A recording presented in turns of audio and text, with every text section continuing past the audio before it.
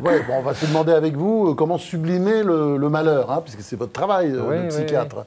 Et puis ça transparaît bien dans ce livre, parce qu'on voit, les psychiatres, vous êtes en gros, vous êtes beaucoup des stressologues, hein, en train de soigner le stress, le malheur, etc. Et des personnes qui souffront nous-mêmes. Oui, bien sûr, et on prend ça très au sérieux. Très au sérieux. Oui. Et voilà, on a le droit d'être joyeux aussi. Moi, je sais pas, j'ai lu vos livres, j'essaie d'être joyeux. Alors, repensez chaque soir à 3 bonnes choses. Oui. Ça, c'est une de vos recettes. C'est un exercice central. Il présente l'inconvénient et la force de tous les exercices de psychologie positive. Vu de l'extérieur, ça paraît niaiseux. Je dis, voilà, je m'endors le soir, je prends ça 3 trucs. Bon. En réalité, c'est ce qu'il fait, Frédéric Lenoir. Regardez, ça lui réussit bien, là. Il est quand même, bien sûr, il est joyeux, ça réussit. Hein. Chaque fois qu'on étudie ce que ça donne lorsque les gens le font vraiment, on s'aperçoit de tout un tas de choses. On s'aperçoit d'abord que ce n'est pas facile. Essayons tous, autant si ça nous intéresse en tout cas, pas d'injonction, pas de contrainte, de Géraldine, elle voudra pas. Pendant 15 jours. Vous allez Mazarine non plus d'ailleurs, à mon avis, c'est pas un bon public là, Géraldine je crois pas. Mais qu'est-ce que vous en savez? Alors, racontez-les. Non mais très ça me passionne en tout cas. On lâche le truc parce que le soir on préfère lire les lectures qu'on a en retard, on préfère travailler sur des projets, ressasser sur les choses qui n'ont pas marché. En réalité, avoir l'humilité de se dire ok, même si ça a été une mauvaise journée, une journée compliquée, une journée difficile, il y a forcément eu 3 petits trucs qui m'ont donné l'énergie. Et c'est quoi ces bonnes choses alors? Ça peut être quoi par exemple? Ça peut être le soir en sortant de l'hôpital de Sainte-Anne, j'ai levé la tête et le ciel était fantastique. Et là, au lieu de me dire le ciel est fantastique et d'enfourcher mon vélo et de partir, je m'arrête, je respire, je me sens vivant, je décroche de mes pensées et je fais descendre cet instant de bonheur dans toutes les cellules de mon corps. C'est très transcendentaliste, ça. Oui, hein, c'est du Henri David Thoreau dans le texte. Entre autres. Ouais. Je laisse ce bonheur s'incarner dans mon corps sans forcément y mettre de mots, de jugement, de qualification. C'est la petite feuille, c'est l'herbe, c'est la fleur. C'est la présence au monde. C'est la présence au monde. Et en ce sens, ce que disait Frédéric est capital, effectivement. Le bonheur, le plaisir, toutes ces émotions positives, leur puissance est décuplée, leur saveur est décuplée si nous nous arrêtons et si nous nous rendons présents. C'est peut-être la plus grande des recettes. Alors, deuxième recette, parce que vous êtes le Beethoven de la méditation, ou le Bach de la méditation. Deuxième recette, il faut méditer régulièrement, vous dites. Oui, il faut. Nous pouvons. Ceux qui souhaitent... Non, mais c'est pareil. Peut-être pas mesdames, enfin, nous, on peut essayer. Oui. Ceux que leur bonheur intéresse, ceux qui souhaitent se rendre heureux et rendre plus heureux autour d'eux, ont intérêt à essayer de voir ce que donne la méditation. La méditation, c'est un truc très simple qui revient à ce qu'on disait à l'instant. Je m'arrête et je me rends présent à ce qui est là, à tout ce qui est là. Et ce qui est fabuleux, vous savez, c'est que dans les études que nous faisons sur les personnes à qui nous apprenons à méditer, quand on apprend aux gens à méditer, ce n'est pas de la psychologie positive. On ne leur dit pas « soyez heureux, soyez contents, réjouissez-vous ».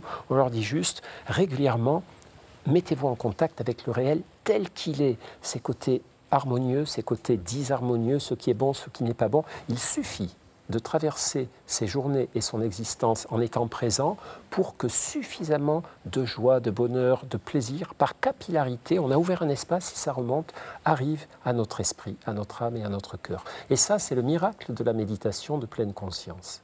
Troisième recette, il faut essayer de rejoindre, dites-vous, toujours une communauté en prière, prier avec elle, quoi. Prier ensemble.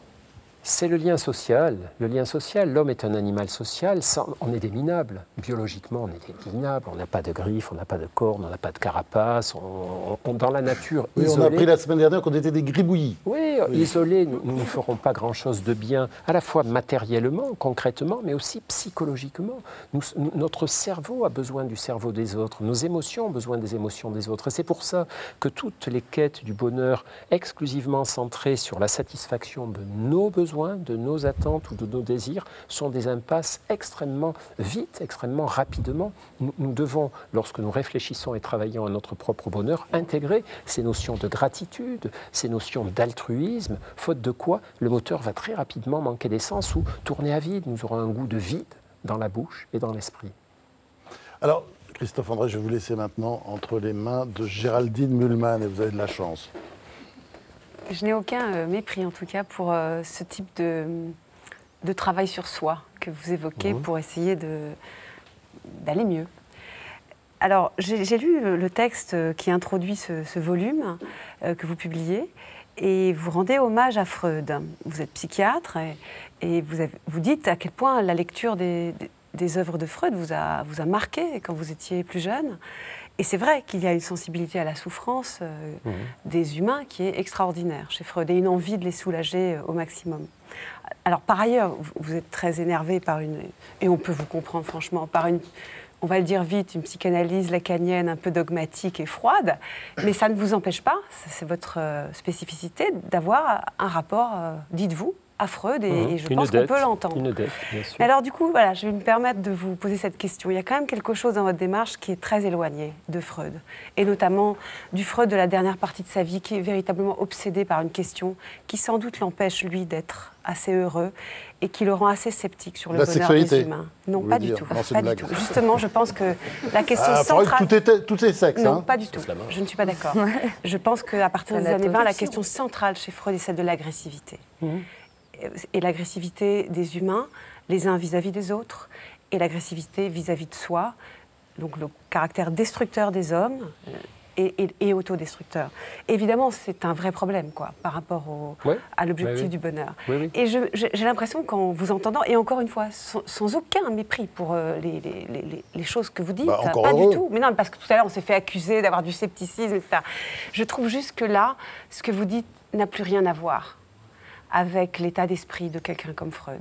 Oui, mais je ne vois pas où est le problème. C'est-à-dire, Freud tout le monde n'a pas besoin d'être freudien aussi. Je voulais juste, on a le droit d'être autre chose. Mais est-ce que c'est clair ce que je dis, non? Puisque vous disiez que vous aviez une dette forte, et je ne la nie pas, je voulais juste que vous nous disiez qu'à un moment donné, c'est vrai, vous êtes dans une autre démarche que celle de la psychanalyse, indépendamment des comptes que vous réglez avec certaines formes de psychanalyse. En général, vous êtes dans autre chose. Vous pouvez très bien avoir une dette avec quelqu'un et de la gratitude pour quelqu'un, tout en désapprouvant par la suite ce qu'il a dit, fait ou écrit, et pour une bonne part de son œuvre. Pour vous, l'agressivité n'est pas une question centrale? Pardon?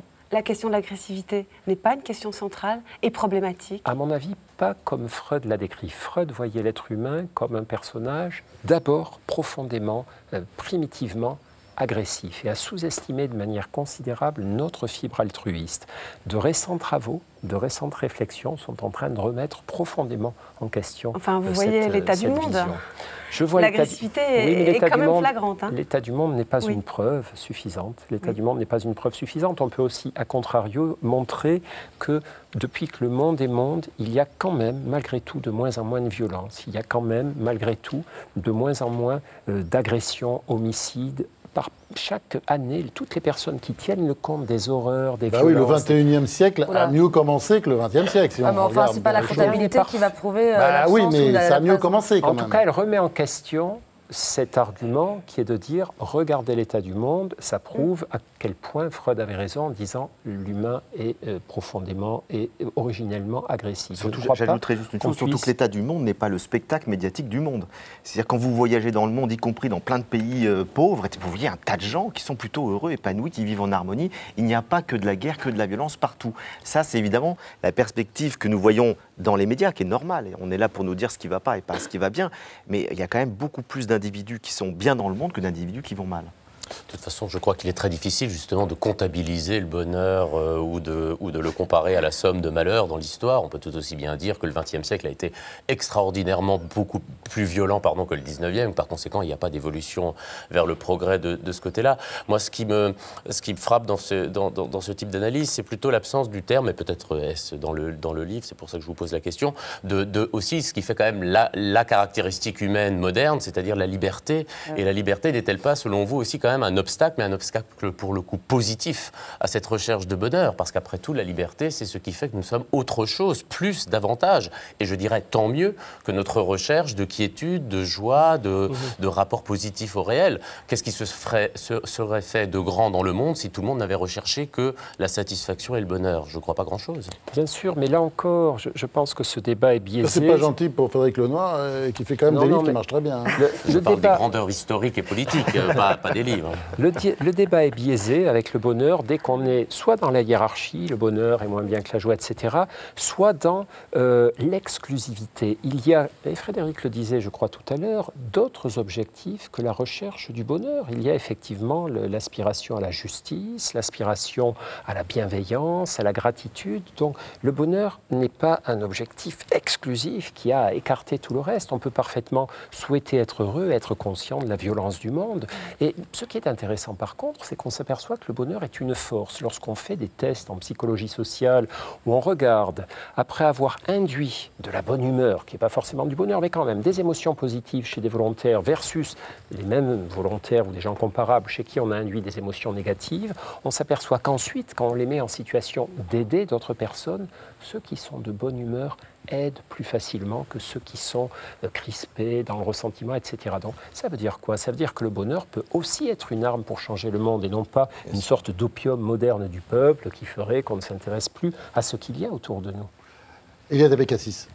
Je crois que le problème de la réponse comportementaliste et cognitiviste à la question du malheur, c'est-à-dire la réponse qu'apportent les TCC, théorie comportementalo-cognitiviste au bonheur, ressemble un petit peu à un dressage de l'homme et en fait de le mettre mais quand même ça, dans 20 des ans, cases. Vous êtes très gentil, mais ce débat est clos depuis 20 ans. Mais il n'est pas clos parce que je trouve que dans votre livre, Les psys se confient, on a l'impression qu'il y a une réintroduction de la subjectivité et effectivement presque de la psychanalyse parce que chacun explique qu'il a eu un traumatisme dans son enfance et qu'il a cherché. Oui, non, mais qu'il a cherché. Est-ce qu'on n'est pas en train, heureusement, de réhumaniser le comportementalisme? Vous n'avez même pas réussi à lui faire perdre sa bonne humeur, hein, vous avez vu? Non, mais alors écoutez, je vais vous dire, je vais essayer d'être simple, mais c'est très important ce que vous dites. Je crois que le débat est très actuel, parce que les théories, les TCC sont vraiment dominantes et elles sont vraiment en train d'enfermer l'homme dans quelque chose qui ressemble vraiment à des cases. Quoi. Réponse de Christophe André. Alors, réponse. Premièrement, les TCC ne sont pas plus du dressage des patients que la psychanalyste n'est une sieste du thérapeute. Les clichés, il y en a marre. La psychanalyse, le type raconte sa vie et le thérapeute dort, fait ses mots croisés, remplit sa fiche d'impôt, caricature. Les TCC, je dresse mes patients comme un montreur d'ours, on peut jeter ça à la poubelle. Ça fait des décennies qu'on ne fonctionne plus comme ça et qu'il ne faut pas en rester à ces clichés. Premier point. Là où vous avez raison, c'est qu'il y a eu une évolution très profonde dans les deux sens. Les psychanalystes, en dehors de quelques personnes extrêmement raides, ont compris que la psychanalyse ne répondait peut-être plus sous sa forme historique aux besoins de notre société. Les patients changent, le monde change et les thérapies doivent changer. Les comportementalistes ont compris leur manque. Les comportementalistes ne sont pas des idiots, pas plus que les psychanalystes. Ils ont compris ce qui manquait à leur façon de soigner et comme vous l'avez parfaitement repéré dans ce livre, ils sont en train d'enrichir tout ça en travaillant sur les émotions, sur le passé, en intégrant des techniques comme la méditation. Tout bouge et donc pitié, vous qui êtes philosophe et intelligente, ne restez pas accrochés à des vieux clichés comme ça. Et l'inconscient, la possibilité de l'inconscient et de l'influence de l'inconscient. Une forme d'inconscient, l'inconscient cognitif, qui n'est pas tout à fait l'inconscient freudien, mais qui joue un rôle, effectivement. Alors, pour sublimer le malheur, Christophe André, qu'est-ce que vous pensez de ce qu'on appelle la résilience? La résilience, c'est quelque chose de vrai, qui marche. Oui, la résilience, ce n'est pas un outil, ce n'est pas pour sublimer le malheur. La résilience décrit le phénomène du retour possible du bonheur après le traumatisme. Mais de se servir aussi du traumatisme pour retrouver le bonheur. Ouais, l'utiliser d'une certaine manière. Je crois qu'on se sert plutôt des tuteurs de résilience, on se sert plutôt de la vie, on se sert plutôt de l'aptitude à reprendre goût à l'existence. Vous pouvez expliquer la résilience, ce que c'est pour vous? La résilience, c'est effectivement la capacité à ne pas être broyé ou détruit physiquement ou psychologiquement par des événements traumatisants et à rester marqué à vie dans l'incapacité d'aimer, d'être heureux, de faire confiance à autrui. Une personne résiliente, c'est une personne qui, malgré la violence du traumatisme, est capable à nouveau d'aimer, d'être heureuse et de faire confiance. C'est un chantier considérable. Et on n'en est pas toujours capable tout seul, d'où l'importance de ce discours public sur la résilience, en disant ce n'est pas parce que vous avez été violenté que le bonheur vous est interdit, pour connecter ça au sujet d'aujourd'hui. Et moi, ce que je ne comprends pas, c'est pourquoi en fait, on a besoin du terme de bonheur. Parce que autant la question de l'individuation, de la subjectivation, c'est des questions fondamentales pour devenir un sujet. Fondamentales pour les philosophes. Non, moi, je suis thérapeute. C'est juste une autre terminologie pour dire qu'est-ce que c'est que de devenir un sujet. C'est-à-dire récupérer un minimum de sa liberté. C'est pas bon pour la médecine, hein. Ça ne concerne pas la médecine, ça. Mais alors, en quoi le bonheur est-il concerné par la médecine? Il faut m'expliquer. Le bonheur, c'est un ressenti. À moins d'avoir trouvé le neurone et de travailler... Ouais, c'est pas si simple. C'est pas si simple. je veux dire, c'est un ressenti, d'accord, mais justement, je trouve, pour revenir à ce que disait Eliade, je trouve qu'il y a quelque chose qui est quand même relativement dangereux à vouloir travailler sur le bonheur qui est un état, subjectif, etc. Pourquoi est-ce qu'on n'en revient pas à cet idéal de la liberté qui prime quand même la question du bonheur? C'est-à-dire que retravailler sur soi, s'individuer, ça va vers plus de liberté. Mais est-ce que ça va vers plus de bonheur? À la limite, mais on s'en fiche. Enfin, je veux dire, c'est une question qui n'est pas intéressante. Pour vous? Mais non, mais pour les patients, pour les patients qui viennent nous voir, elle n'est pas en termes de théorisation, parce qu'on ne peut pas théoriser ça. Autant on peut essayer de penser la liberté, autant comment voulez-vous théoriser le bonheur sans justement, comme on disait tout à l'heure, le récupérer au sein d'un discours politique. Et alors là, il devient très dangereux. Ça me paraît très facile. Je ne vois pas en quoi ce serait obligatoire de théoriser sur le bonheur et d'entraîner automatiquement une récupération politique. De toute façon, regardez, qu'est-ce qui est écrit exactement dans la déclaration d'indépendance des États-Unis d'Amérique à propos du bonheur? 3 droits fondamentaux et inaliénables de l'être humain. Le droit à la vie, le droit à la liberté et le droit, non pas au bonheur, mais à la poursuite du bonheur. Les démocraties savent qu'elles n'ont pas à faire le bonheur des citoyens, mais à créer les conditions qui vont faire que chaque citoyen... Donc, tout ça est pensé, une fois de plus, vraiment... Enfin bref, voilà, non, je suis en désaccord avec vous aujourd'hui, sur comme ce vous le disiez risque. tout à l'heure, effectivement, on a du bonheur sur toutes les têtes de gondole, Coca-Cola vend du bonheur, parce que quand vous vivez dans Coca-Cola, vous êtes heureux, Akhenaton chante le bonheur. Alors, c'est du marketing, quoi. C'est la faute au marketing, pas au bonheur. Mais sauf que c'est un mot inutile, en fait. Laissez-nous aimer la liberté et le bonheur. Je crois que mais c'est incompatible, Franck, c'est ça le problème. Il faut choisir l'un ou l'autre. Et si en plus il y a de la liberté, c'est formidable. Mais on ne peut pas courir de livres à la fois. C'est pas parce que le mot est dévoyé qu'il ne faut plus l'utiliser. C'est pas parce que le concept est utilisé par le consumérisme. Il faut le dépoussiérer, il faut le renouveler. C'est ce qu'on essaie de faire. C'est ce qu'on tente de faire. Mais apparemment, on n'est pas assez convaincus. Mickaël Fossel. Oui, c'est-à-dire que si le bonheur est le but de chaque existence, bon, évidemment, on peut comprendre que ça soit aussi des phénomènes qui permettent le consumérisme qu'évoquait Mazarine Pinjot. Moi, ce qui me gêne un tout petit peu dans l'idée que la médecine ou même la pratique de soi ou la psychiatrie apporte le bonheur, c'est que la conclusion, ou vise en tous les cas à permettre le bonheur, c'est que la conclusion, c'est que le malheur est une maladie. Et de ce point de vue-là, il me semble quand même qu'on est très régressif dans nos sociétés à considérer que la tristesse, puisque le malheur, évidemment, c'est un terme qui est déjà très lourd, la tristesse, le chagrin sont nécessairement des états qu'il faut combattre plutôt que d'essayer de les affronter lucidement et parfois de s'y installer. Si ça dure 50 ans, c'est chiant. Oui, bien sûr, si ça dure 50 ans, mais enfin, en général... Merci de le dire. En général, la tristesse dure un peu plus que le bonheur. Et c'est peut-être aussi, ça relève peut-être aussi un peu de la condition humaine, ça. Si je peux me permettre, ça c'est un faux problème. Trouvez-moi un seul livre de psychologie où il est écrit clairement « la tristesse est un problème à combattre ». Il n'y en a pas. D'accord, mais j'essaie de plaquer un peu de logique sur votre propos. Et si vous dites c'est le bonheur que vise la santé ou que vise la médecine, pardon, j'en déduis que la tristesse est une pathologie. Alors, je ne sais pas comment ça s'appelle en philosophie, mais c'est un syllogisme erroné, cette déduction. Ça s'appelle un paralogisme. Ou un paralogisme, voilà. Non, mais que ce soit la thérapie ou la philosophie existentielle ou la spiritualité, je crois que ce qu'on cherche, c'est à faire reculer le malheur. C'est pas à instaurer un bonheur qui serait une injonction toute faite, c'est faire reculer le malheur autant qu'on peut. Le malheur n'est bon pour personne. La tristesse, elle fait partie de la vie.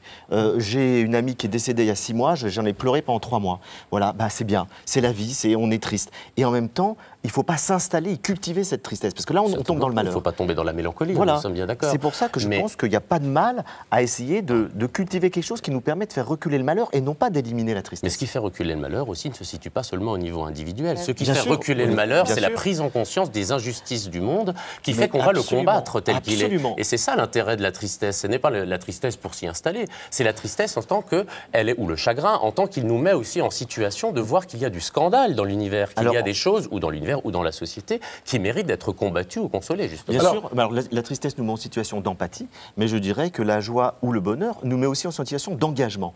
Moi, j'ai repéré que lorsqu'on se sent bien, lorsqu'on a de l'énergie, lorsqu'on est joyeux, on a envie d'aider les autres. Et on a une pêche, et je vois dans plein d'associations, je travaille dans un milieu associatif, je vois dans plein d'associations des gens qui ont de l'énergie à revendre, et ça fait du bien. S'il n'y avait que des dépressifs, je ne sais pas si le monde irait beaucoup mieux. C'est pas une prescription d'être dépressif, mais il y a beaucoup de bonheur égoïste, quand même, beaucoup de bonheur. C'est vrai, mais pas que ça. Mais on aurait peut-être aussi quand même des belles œuvres d'art, parce que c'est aussi l'avantage de la dépression.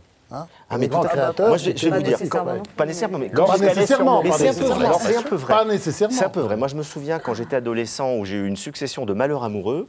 J'écrivais des poèmes d'amour magnifiques. Depuis que je vais plutôt bien en amour, j'écris plus de poèmes d'amour. Vous avez fait tester vos poèmes d'amour? Non, mais je les ai fait tester. Je dis ça en plaisantant.